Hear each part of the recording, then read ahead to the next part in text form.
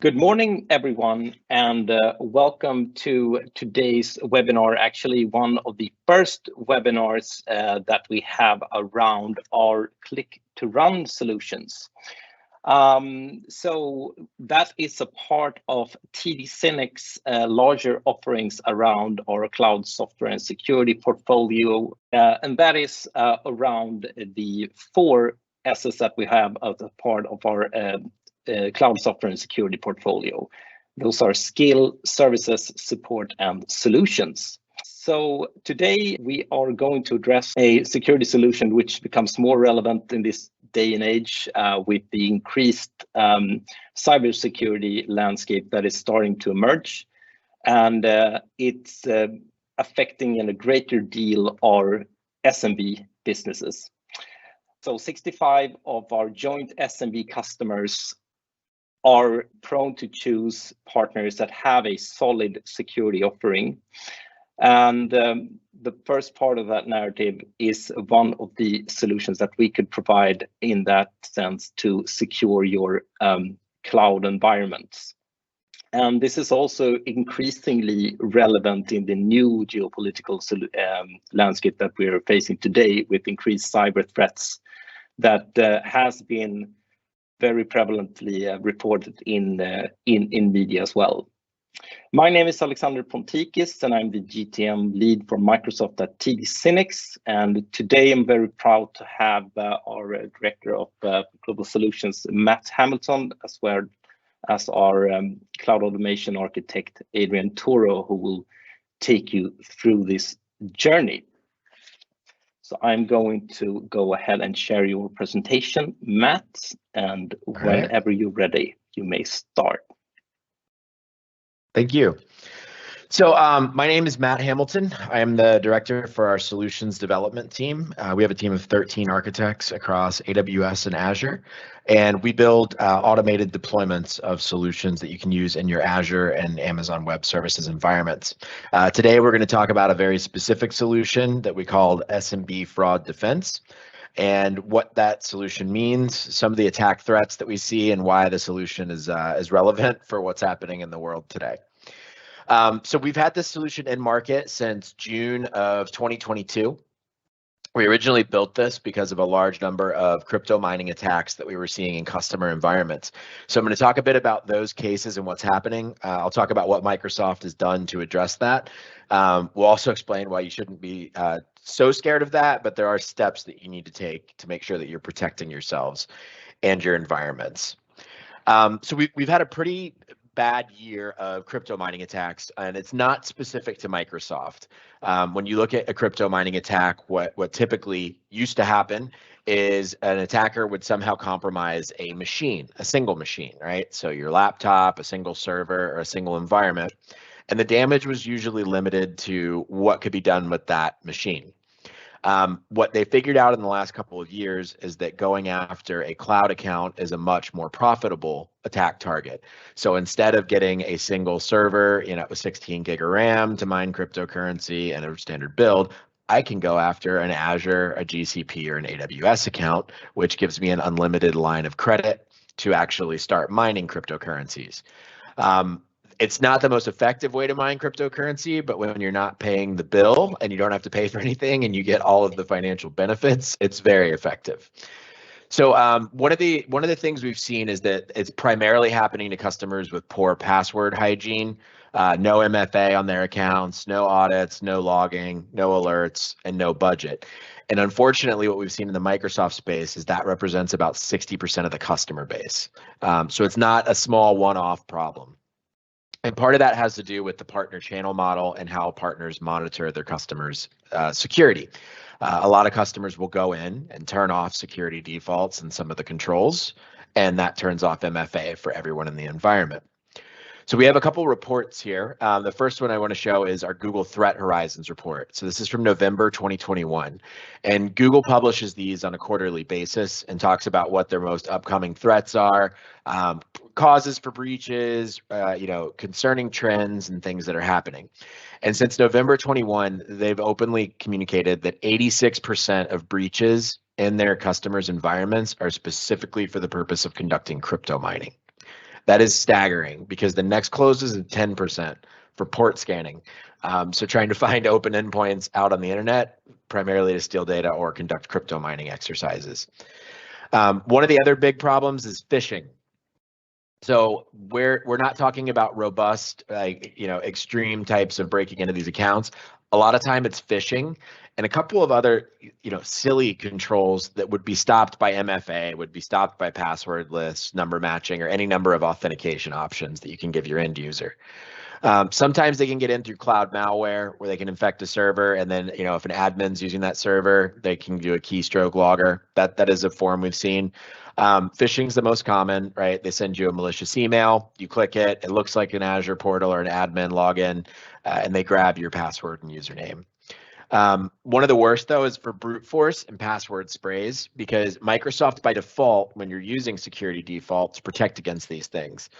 What we do see though is that when customers go in and turn off all those controls, that leaves you susceptible to brute force and password spray attacks. And the one we don't talk about as much, but it is common, is being able to buy credentials on dark web. So when I password spray, I can go online and buy a big list of passwords and usernames and try those against Microsoft domains. And if they happen to be an admin because they use their work password for signing up for, Experian, or signing up for a credit reporting agency, signing up for any kind of third-party websites, mailers, promos, right? That is a thing that happens today. And so what can happen when you have those instances or attacks, it can result in cryptojacking. It also can result in data theft. It can result in them using your environments for performing malicious activities, such as denial of service attacks. But the net is all of these things consume cloud spend. The worst case we've seen is about 1.4 million. We consistently see them in the $600,000 to $700,000 range. And so we've been working with Microsoft for a few months now to make changes to the Azure platform and defaults. One of the things that they've done to address this is they're changing the core and quota limits, which is a good step in the right direction. However, when we consider the size and scope of a lot of these businesses, we're mostly talking SMB customers. So the default quota was 500 cores per region, which if you run it all day, every day for 2 weeks amounts to about $1.4 million. They've reduced that quota down to 125 cores per region. It's a step in the right direction, but you still have 60 Azure regions where they can deploy virtual machines and still rack up about $48,000 a day in consumption. So it's still a significant threat. And so what we've been talking to partners a lot lately is, looking at your business model. If I have 30 end customers and 1 or 2 of them ends up getting breached in the next year, can I cover that? Can I cover that consumption? And how do I monitor and maintain that risk and keep visibility to it? So some of the good news, big pushbacks that we often get are, an old way of thinking about MFA. A lot of people seem to still think this is MFA from the early 2000s, where I have to set up and enroll all these devices and configure all these crazy things. It's not anymore. With Microsoft Authenticator and Azure Active Directory Premium P1 and P2 licensing for Azure AD, it's actually very simple. You can enforce MFA across your customer base, configure if they use applications. You can allow them to bring their own device. It's no more difficult than setting up MFA on your bank account or any number of services. For example, I live here in Spain. I have to use MFA for my government healthcare, for the bank, for any kind of tools I'm using to identify myself. Even for just like basic payment systems and even buying things like at the store, if it's over 50 euros, I have to use an app to authenticate or take an SMS. So in today's age, it's everywhere. Everyone is familiar with MFA. So it's no longer as much of a problem as it used to be. And so one of the things Microsoft's doing to force this is they've deactivated legacy authentication. And this was the biggest pushback, was that they couldn't use the old scripts and legacy auth and the old printers and servers, that used a user impersonation. So as of January, they've actually disabled all of the old basic authentication protocols. And so now there is no longer a technical reason why people need to use legacy authentication, because you can't use it with the platform anymore. So this is a really big help in moving people towards a secure auth framework, especially with third-party software, because flat out their software will not work if they're using these old principles. So one of the analogies we like to use, right, is if you have a cloud account and you don't have MFA, budgets, alerts, and settings that log your access, right, you basically have a house with no locks on the doors, no window, no dog, no security camera, and a large amount of valuables inside. These are kind of the basic standards that need to be done to secure any cloud account that you have. There's obviously a lot more that you can do, but we're very aware that, you know, in the SMB space and in some of the smaller companies that, you know, as end users, they may not have the budget, the appetite, or the controls for doing this stuff. The good news is with the Microsoft Azure platform and Microsoft 365, you are able to take and do all of these controls at a low cost. It's very low barrier to entry, and then it's also very easy implementation. So we're going to start to talk about some of these features we've implemented for this solution in order for you to be able to go in and use those features. Adrian's going to do a live demo in a second, so I'll skip through the demo videos that we have. But we focus on a couple of areas. So the first thing is we're going to show you an analysis of your tenant. So we'll talk about your core security features and your prerequisites in order to set this up. So there's some cost features, there's budgeting, and then there's also some controls around your security defaults. We're going to cover those authentication options in more detail during Adrian's demo. We'll allow you to set up and configure that budget. And then we're going to do two types of policies. Number one being Azure policies. This is going to restrict the different regions where somebody can deploy virtual machines and resources in your customer's environment, right? So I'm taking my threat footprint. By default, I've got 60 regions, 125 cores, every VM type, right? That's a lot of money. And what we want you to do is reduce that down. So if I'm only operating in the Northern European data center, let's restrict all other data centers and all other VM types so that if there is a breach or if there is a problem, the only place that things are going to get spun up are going to be in the North Europe data center, and significantly reduced any costs that I may incur. The other piece that we strongly recommend is conditional access policies. We'll talk, Adrian, you'll talk about the difference between security defaults and conditional access, but conditional access is going to give me really granular and specific control over where people can log in, over where admins can log in, what admins can do, what type of device the admin has to be on. You can get extreme and restrict down admin login to your corporate virtual network or a VPN to on-site. So there's a ton of configurability in those. And so we really like conditional access policies. And then the last piece is your alerts. So we always want you to set alerts. You should know what a standard budget is. If your customer is normally spending $2,000 a month, or 2,000 euros a month, or kroner a month, or crowns, you want to have alerts for those consumption levels, and you want to be notified about midpoint in the month. That way, if you get an alert at the beginning of the billing period in the first week, because it didn't trip any other alarms, you're going to have that last mile alarm to let you know that there's something wrong with the consumption and flag you to go take a look at that. So that's kind of our features list. We'll talk about MFA for a second because that's a common question that comes up. There's really three ways to do MFA using Microsoft's tools. There is per user MFA, there is security defaults, and then there is conditional access. We do not recommend per user MFA for a number of reasons.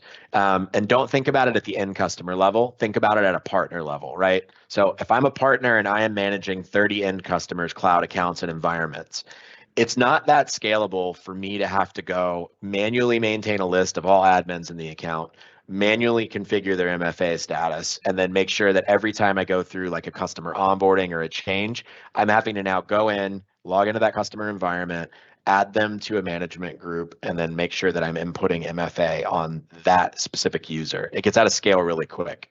So when you start to talk about managing companies with 50 or 60 end users, some people in IT, some people in finance may need to have different permissions. This is unscalable very quickly. A large number of the accounts that we have seen breached have been using per user MFA, and there's just a couple of admins that don't have MFA turned on for whatever reason. They forgot to go back in and turn it on after a temporary shutoff. There's a number of reasons, but we don't recommend this method. Security defaults is a blanket MFA for all users in the environment. This is the free one that comes from Microsoft. So every user will get an MFA prompt in this situation. There's no granularity. I can't configure which groups. I can't configure where they log in from. There's no configurations in it, but every user will be prompted to authenticate with either text message or the Authenticator app, which is good. So this is the absolute bare minimum that we hope that you use in these environments. The last policies you can use are called conditional access, and these are those really granular ones that we talked about. For us, this is the highest level of control because you can not only restrict that the user needs to MFA, you can restrict the location they're logging in for. And then what we like as well is MFA for admin actions. So if I want to go if I log in as an admin, if I go to create a virtual machine or throw a script in there to spin up a bunch of servers, I'm going to have to do an additional authentication to get through there. So this is one that helps catch any kind of problems that get through. This will also control the geographies, the IP addresses, the machine types. So we consider that the highest level of security that you can put on the account from an identity standpoint. And then, of course, there are third-party options. There's Cisco, Duo, Okta, Ping, ID. There's a ton of different options out there that are all very good solutions as well. But if you're looking to go full Microsoft stack, in a lot of cases, customers that have been breached already have all the licenses to use conditional access, and they just haven't configured it, which is a real shame. So if you're buying E3, E5, Business Premium, you already have Azure AD P1 and P2, you are already paying for the advanced security features in your Azure environment, and we highly recommend that you take advantage of those before something happens. And then we'll share this out post-call. This is just a much more in-detailed list of all the features of the solution and showing you kind of what the solution can do for you versus what Microsoft does by default. I'm not going to go through this in deep detail, but we'll have Alex and the team share this out afterwards. And so, Adrian, if you're ready, I'll go ahead and hand it over to you for a demo of the deployment. Okay, perfect. Let me share my screen.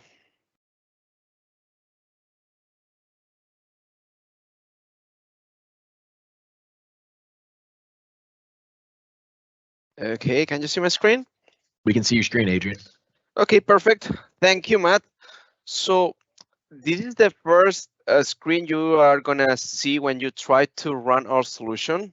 The SMB Fraud currently is in the version 1.05, and it's not built yet to work with third-party MFA tools. So we put here a warning message to avoid the use of the MFA options if you got a third-party tool. So it's just trying to avoid to fall into conflicts of different tools, controlling the connection to your tenant. Okay, we proceed, and then the solution is going to check the status of your tenant. First section is going to tell you if security defaults is enabled or not. Security defaults, as Matt told us, it's controlling the MFA for all users and also blocking the legacy authentication method for any kind of connection. That's the minimum security recommended by Microsoft, but it's not the best one, especially if we think that in a lot of environments we can have all the devices like printers or maybe all smartphones that uses all apps that doesn't have the capability to use modern authentication. Okay, next section is the cost management module. Cost management allows us to create budgets and control those budgets. And the last one is the Azure Active Directory primary license status. In other words, if you got the primary license P1 or P2 or not, or it's a free. And depending of that status, the security defaults, the cost management, and the type of license, some of the options on the solution going to be available or not. If we don't have a premium license, conditional access cannot be triggered on. And some of the options on authentication methods also cannot be deployed. If you have security defaults enabled, then conditional access are not enabled, but you can turn off or turn on depending of the status of your security defaults by clicking on the button here. Okay, so let's proceed. the first section is the location. We need to create a resource group. This resource group is going to be created empty, so nothing is being created there. Only some tags to control the version of the SMB fraud you got now, because you know that's a security solution. That means that it's totally alive, it's in progress, and we are adding features and new options in 1 month, 2 months, more or less. So it's continuously improving. So let's create now a resource group. Okay, I'm going to use Central US, SMB demo. Okay, and let's jump to the first section. Okay, first section is the budget. Budget allows us, if we got the cost management module enabled, allows us to create a budget to control the maximum amount of money for 1 month with 2 different thresholds. One threshold is required, the second one it's optional, but we can say to the solution in which amount of money we want to receive a notification. For example, I want to create a budget called budget demo and an amount that should be at least $100, euros. The currency will depend of your regional settings. So I'm gonna put here 5,000. Okay. The first threshold gonna be at 2,500. So when the amount reaches this value, I'm gonna receive an email and all the people that I'm gonna set here about this value. So just to pay attention and keep in mind that your value already is this one. If you need to take some actions, you need to check if everything is okay or we are having an unexpected expense, maybe we need to down some resources. Okay, so the second budget could be 99%. Of course, the solution is going to check if you are putting a value that is not available. It's going to tell you that to correct that value. And I'm going to create 2 different emails for receive those alerts. So I'm going to add myself. Okay. And I'm going to add also Matt here. There is no need to use the same domain. You can set any kind of emails. The solution is going to check just that the email you are trying to set is not duplicated and it's a valid email. Okay, so those are the budgets. Now I'm gonna let me tell something really quick about the update that we are gonna release on 3 weeks, more or less, that we are gonna give you the option to query your 365 environment and select directly the emails of your environment that you want to add. Okay, next section, conditional access. As we got the security defaults disabled, conditional access is available to deploy. And first of all, we need to notice that all the conditional access are set in audit mode. Why? Because it's really easy to make a mistake, to maybe a good example should be enable the block of the legacy authentication protocol.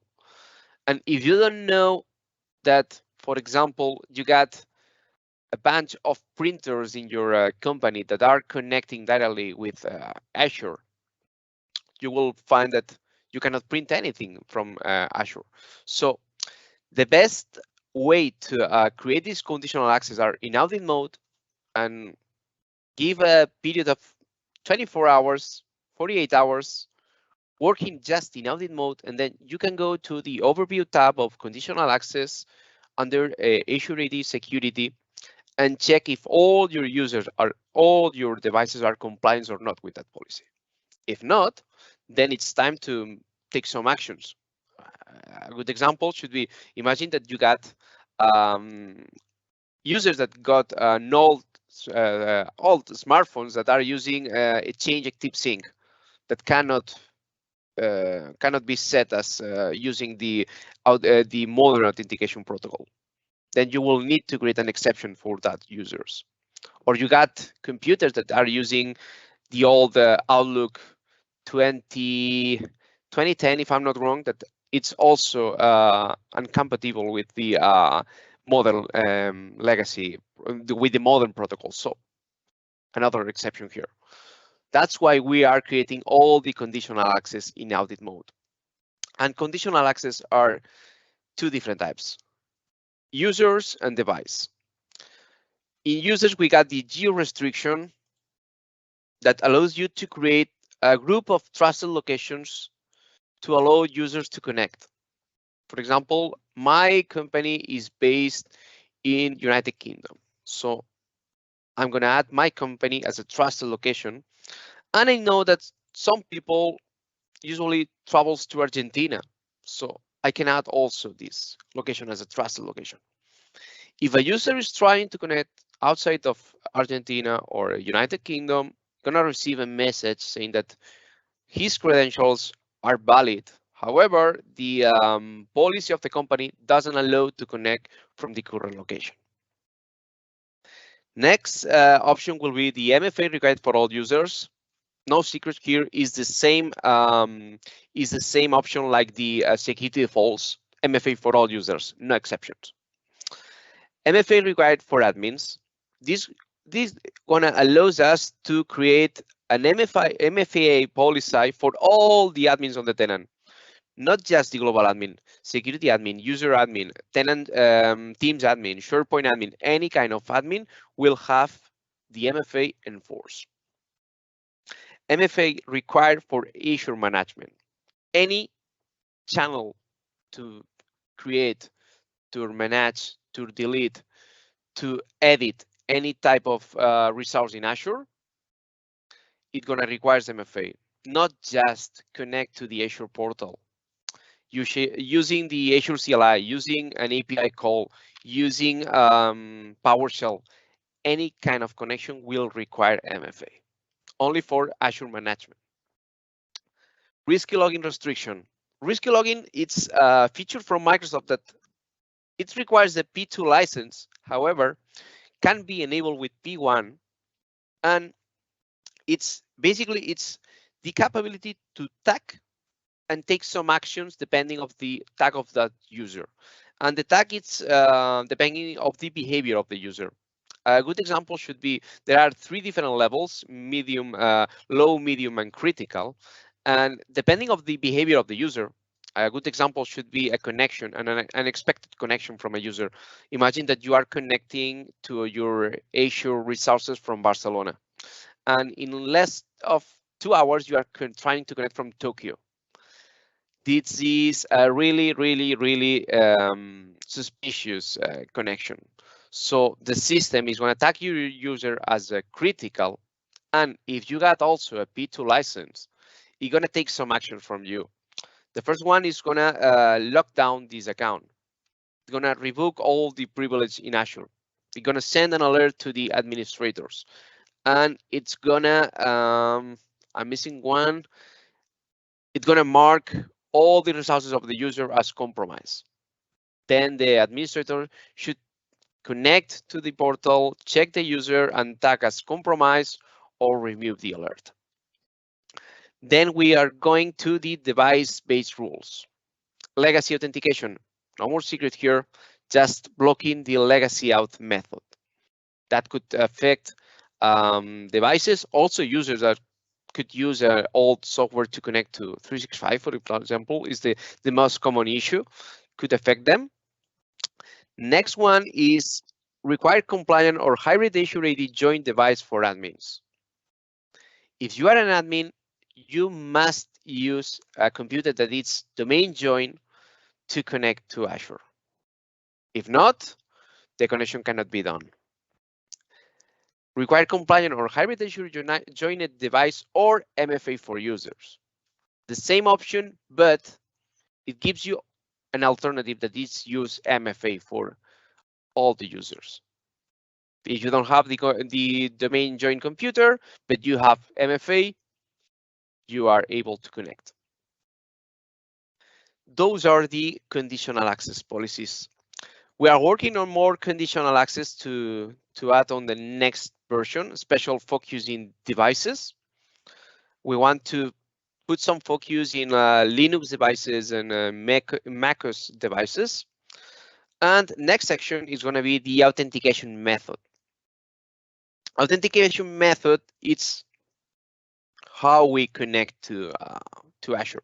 So it's everything regarding the password and some functionalities regarding password, like the Microsoft Authenticator and passwordless functions. So the first of all is the password expiration. Password expiration is enabled by default in Microsoft, but Microsoft recommends to turn off the expiration. Why? If you are asking a user to change his password every 90 days, every 2 months, the password gonna change from something complex to my password on February 123, my password on March 123.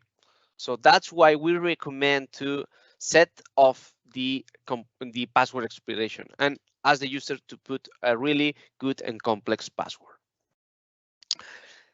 Smart Lockout. Smart Lockout gonna require a P1 license. That's one of the options that requires a P1 or P2. And it's basically tell to the tenant how many attempts we want to allow before lock down an account. So by default are 10 and 10 attempts in 2 minutes, and we can say no. Sorry, I want to allow only 2 failed attempts, and the account will be locked out for 5 minutes. No more secrets here. Next section gonna be password protection for Windows Server Active Directory. In other words, took all that password policies from Azure and implement into your on-premise environment. 2 things to take account here. The first one is that if we check on the information, we will see linked, because this policy requires an agent to be installed on your computers, on your servers. The other one is that this policy could be deployed in audit mode or enforce mode. Audit mode, you will receive notifications in Azure that X computer is not compliant with your, or X user is not compliant with your password policy. If you set enforce, same behavior of Azure gonna be applied to the on-premise environment. Next section, Microsoft Authenticator. It's how we want to manage the Microsoft Authenticator tool. Recently, we have seen how the one kind of attack has increased a lot, which is called the MFA fatigue. Basically, MFA fatigue is spam of notifications about approve a connection with your account. You could receive this notification at 2 a.m., 3 a.m., 4 a.m. You are really asleep and you say, okay, just leave me asleep, and click on OK. Then you are approving a connection to your tenant. How we can prevent that? By enabling that option, we can set 3 different types of extended features for the Microsoft Authenticator. The first one is the number matching. The number that it's shown on your Microsoft Authenticator tool should be put on the login screen of Azure. Second one is the application name. It's going to be shown in your Authenticator tool. So if you are trying to connect from Outlook, it's going to show you a message saying that Microsoft Outlook is trying to connect to your account. You want to approve or not? And the last one is the geographic location. It's gonna give you extra information about where is that connection trying to connect. So you are trying to connect from Brazil. Do you want to apply that? No, I'm in Florida. Those are extra functionalities for the Microsoft Authenticator, and it's not attached to a P1 or P2 license. That could be turned on even if you got a free account. The last option is the passwordless function. It's passwordless function is the option that give Microsoft. It's the let's say is the answer to the kind of issues we usually got with passwords. So by enabling the FIDO2 security key, you can say to the users that you are gonna give them the opportunity to create authentication tokens for his applications or devices. Instead of request a password, you can give to your users the option to enable the passwordless function. And in order to allow them to use it and do it by himself, instead of take an admin and go and configure each device of each user, you can set these two options to yes. That's gonna allow the user to configure his own environment directly from his Microsoft login page. With all his details, he will be able to manage which devices are connected with the passwordless function, revoke permissions, add new devices. And the last section gonna be the Azure policies that are not attached to a premium license. You got a free license, those options are available. The first one is restrict of test queue. As Matt told us, we can say which resources we want to control for the VMs. So 2 months ago, if I'm not wrong, Microsoft said that they are creating a new policy in Azure to prevent the crypto mining. However, as we know, TFs are always 2-3 steps behind. That means that probably they will modify the signature of the software that they are using to crypto mine to bypass these kind of protections. That's why you can deploy with that solution. You can say, I'm going to deploy the limitation of types of CPU I want to have available to deploy a VM.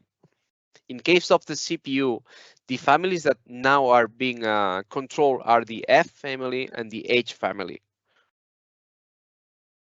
GPU.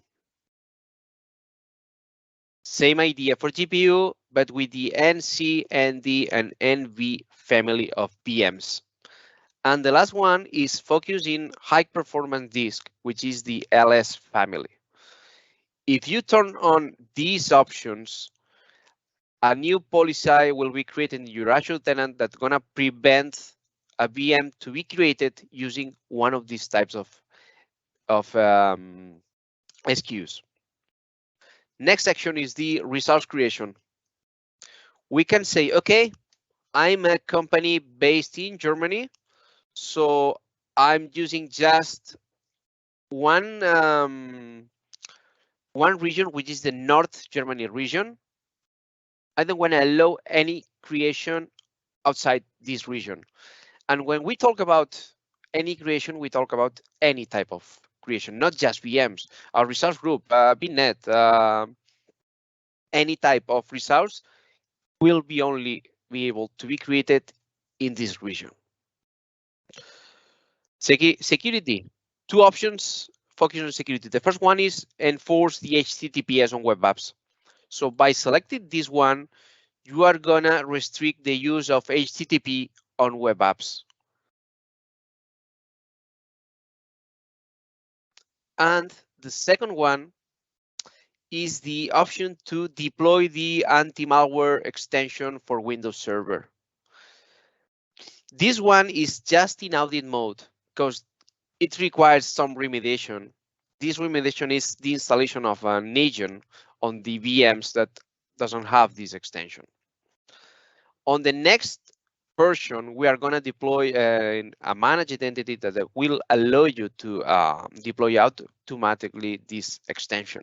But for now, this step should be done manually. So just load the extension and set here.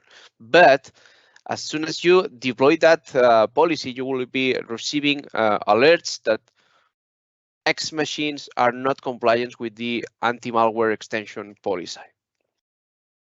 Something more to tell here is that keep in mind that all these Azure policies requires more or less between 20 and 30 minutes to start working, and only will be applied with new resources. If you already have machines that are running an F family CPU, no problem. There is no risk because the policy will only apply on future objects. And that's all from my side. If you got any question, I will be happy to answer. So I would like to thank Matt and Adrian for joining us today. And this will definitely not be our last webinars around this. We will be continuing to dig deeper on our solutions. So thank you very much and have a great rest of the week.